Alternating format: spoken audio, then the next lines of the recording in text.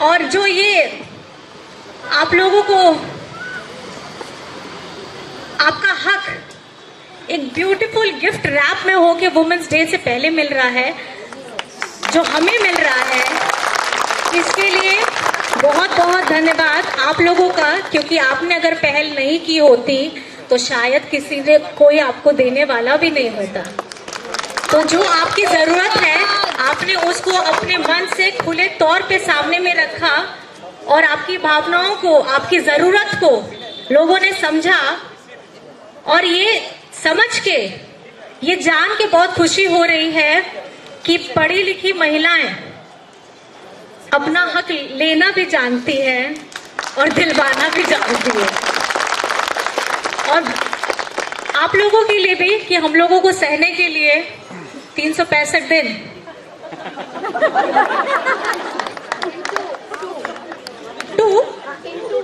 अच्छा 2 गुना सहने के लिए आप लोगों को भी बहुत बहुत धन्यवाद। क्योंकि आपकी सहन शक्ति भी बहुत कमाल की है, जिसकी कल्पना कोई नहीं कर सकता।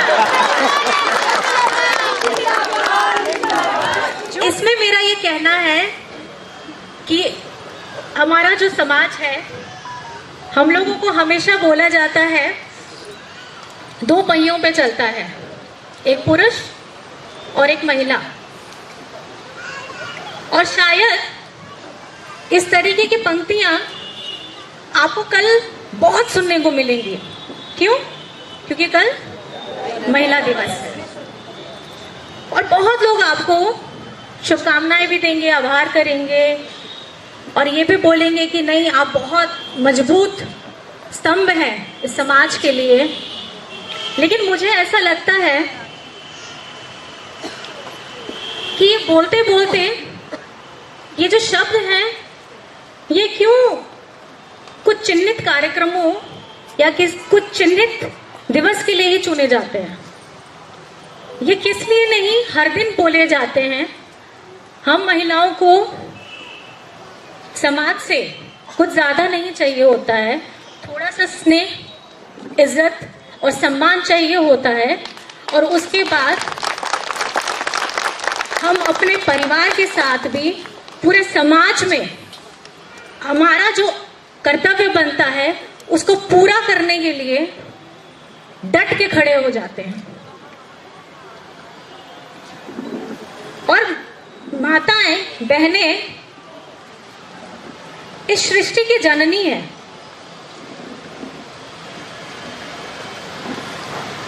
अगर आप लोग देखें, बुरा मत मानिएगा आप लोग, मेरा भी बेटा है, 2 बेटे हैं, उसकी जननी मैं, हम 2 बहनें हैं, उसकी जननी माँ।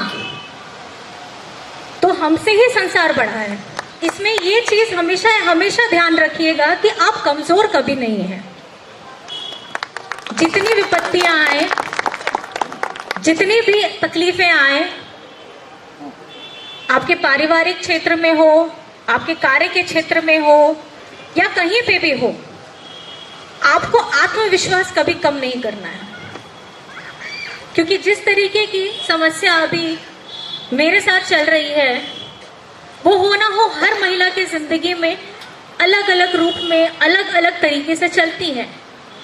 इस समाज में हमको रहना है तो हम लोगों को बहुत सारी मुश्किलों का सामना भी करना पड़ता है। और इसके लिए आपका खुद पर विश्वास होना सबसे ज्यादा जरूरी है। क्योंकि आपके लिए लड़ने कोई नहीं आएगा। अपनी लड़ाई आपको खुद लड़नी है, अपना जगह आपको खुद बनाना है। और जिस तरीके से हम लोग बोलते हैं कि गर्भ में एक बच्चा आता है, 9 महीने का लालन पालन, त्याग, पोषण, बहुत चीज की चिंताएं होती हैं। आपके साथ भी आपके घर वालों की भी चिंता होती है। लेकिन बहुत लोग बोलते हैं ये करो, ये मत करो। बहुत उत्साह का माहौल रहता है जब घर में किलकारी बुझने की खुशखबरी आती है। तो हम महिलाओं के साथ हम लोग अपने परिवार के लिए त्याग, ममता, क्षमा, मर्यादा, धैर्य, ये अंदर में कहीं ना कहीं हमारे छुपी ही हुई है। हम ममतामयी बन जाते हैं, आप जैसे जानते ही हैं। कोई छेड़ेगा तो छोड़ते नहीं हैं, कभी काली का रूप बन जाते हैं, तो कभी एकदम ममतामयी रूप हो करके अपने बच्चे को भी नहीं, किसी और के बच्चे के लिए भी वही एक दुलार, वही एक अपनापन हमेशा जागता है। तो अपने आप को कमजोर कभी मत समझिएगा। ये पहली और आखिरी ये बात है जो मैंने अपनी माँ से भी सीखी है और अपनी सासू माँ से भी सीखी है। मेरी माँ का संघर्ष अलग है, मेरी सासू माँ का संघर्ष अलग है, और दोनों को जब मैंने एक साथ करके जोड़ा तो आज मुझे ऐसा लगता है कि मेरा संघर्ष भी इन्हीं से जुड़ा हुआ है। और आने वाले समय में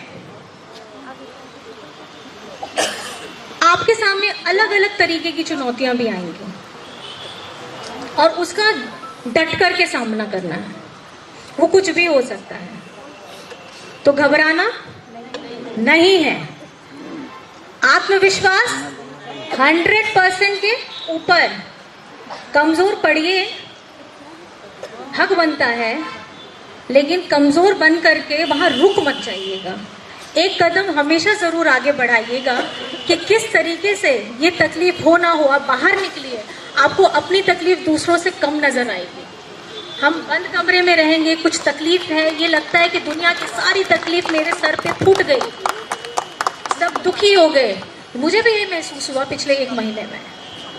लेकिन जब मैं बाहर में गई, लोगों के साथ मिली, तब मुझे ये महसूस हुआ कि ये दर्द अकेला मेरा नहीं है, ये दर्द पूरे उन झारखंड वासियों का है जो आपके हेमंत दादा को दादा, बेटा, भैया इस प्यार से उन्हें बुलाते थे। मुख्यमंत्री मुख्यमंत्री करके नहीं बुलाते थे। तो वो जो दादा है वो आपके दिल में बसते हैं। वो मुझे देख करके इतना ऊर्जा मिला कि मैं घर में बैठ के रो क्यों रही थी, मैं क्यों उदास क्यों हो गई थी। इनको चाहने वाले अकेले हम कहाँ हैं, पूरे झारखंड वासी हैं। और जिसके लिए ये लोग लड़ाई, धूप हो, बरसात हो, कुछ भी हो, दूर दराज से, आज आप इस कार्यक्रम के लिए दूर दराज से आए हैं, लास्ट मिनट पे बताया गया है। मैं इसके लिए आपका बहुत बहुत आभार करती हूँ कि आप अंतिम क्षण के भी में भी एकदम दौड़े भागे आए सिर्फ ये देखने के लिए, मेरा साथ देने के लिए कि कल्पना जी कैसी होंगी।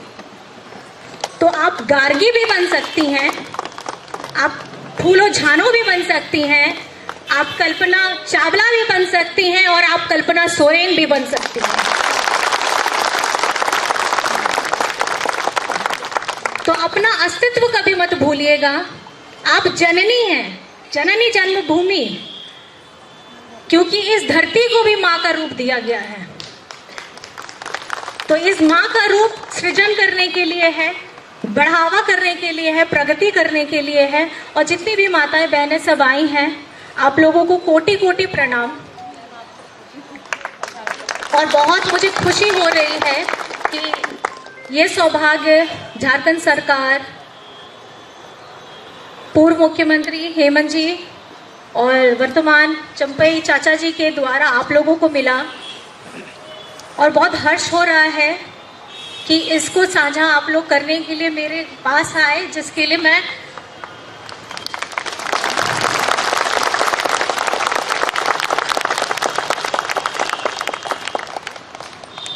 और सबसे ज्यादा ये कि सरकारी व्यवस्था में तो चलिए आप लोगों को ये मिल गया। जैसे बहुत सारे मेरे दोस्त हैं, मैं इंजीनियरिंग बैकग्राउंड से हूँ, तो मेरे बहुत सारे सॉफ्टवेयर इंजीनियर्स हैं, मल्टीनेशनल कंपनीज में काम करते हैं। आप जैसी सुविधा उन लोगों को नहीं मिल पाई है।